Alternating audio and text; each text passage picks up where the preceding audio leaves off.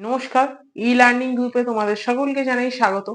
আজকে মূলত আমার এই ভিডিওর টপিক হলো 2022 টেট পাস।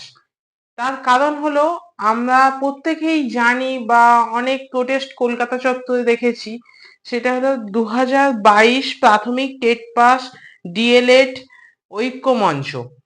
এনারা একটা ইনিশিয়েটিভ নিয়েছেন যে এই মে মাসে 16, 17 এবং 18 তারিখ কলেজ স্কোয়ারে বেলা 11টা থেকে বিকেল 5টা প্রতিদিন, মানে এই যে 16, 17, 18 তারিখ একটা ধর্ণা কর্মসূচি আয়োজন করেছে শুধুমাত্র ডিএলএড বা 2022 টেট পাসদের নিয়ে।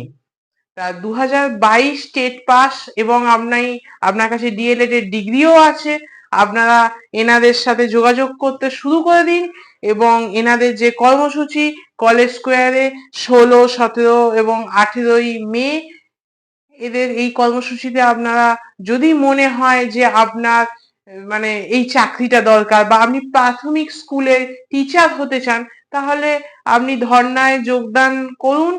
আর প্রত্যেক দিন এই যে দিনগুলো আবার বলে দিচ্ছি, 16, 17 এবং 18ই মে বেলা 11টা থেকে বিকেল 5টা পর্যন্ত কলেজ স্কোয়ারে আপনারা এই 2022 প্রাথমিক টেট পাস ডিএলএড ঐক্য মঞ্চে গিয়ে ধর্ণা দিন। যাই হোক, এইটুখানি কি আপনাদের প্রাথমিক যারা টিচার আছেন তাদেরকে আপডেট দেওয়ার ছিল। যদিও আমি প্রাথমিক এই যে টেট ফেড এই ব্যাপারগুলো আমি ব্যক্তিগতভাবে এক্সাম দিই না। আমি বেশিরভাগটাই দেখেছেন আপনারা আমার এই ইউটিউব চ্যানেলের মাধ্যমে আমি পিএসসি রিলেটেড ভিডিও করি, তার কারণ আমি আর নিজের ডিএলএড ডিগ্রি নেই, যেহেতু আমি তো বুঝতেই পারছেন আমার ডিএলএড ডিগ্রি নেই, যেহেতু আমি টেট দিতে পারছি না। বিএড ডিগ্রি নেই যখন আমি এসএসসি দিতে পারছি না বা স্কুল সার্ভিস কমিশন দিতে পারছি না, যার জন্য আমি এগুলো দিই না। জাস্ট একটা আমি এই জিনিসটা খবর পেলাম, মনে হয়েছে যে আমার হয়তো বিএড বা ডিএলএড নেই, বাট আমার অনেক ভিউয়ার্স আছে যাদের বিএড ডিএলএড আছে এবং ওই এক্সাম গুলোর সাথেও তারা পিএসসি রিলেটেড এক্সাম দেয়। এরকম ভিউয়ার্স এর সুবিধার জন্য আমি এই ভিডিওটা বানিয়েছি।